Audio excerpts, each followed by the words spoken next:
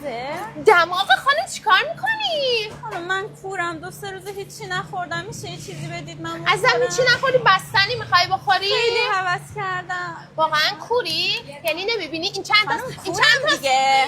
خدایا راست میگه کوره. خدایا منو ببخش بیازم، این معجون ویژه برای شما. خدایا نگاه کن من چه بنده خوبی هم دارم به این کوره بدبخت کمک میکنم، تو هم به من کمک کن. خدایا اون بنزو بی ام بود تو نمایشگاه دیده بودم، اونو برام بذار کنار. مرسی. یه ملکم برام اوکی که از این وضعیت مستاجری دارم راز و نیاز میکنم. عزیزم خداه شوگر ددی که نیست. چقدر خوشگله وای. کور نبود که میدید خانم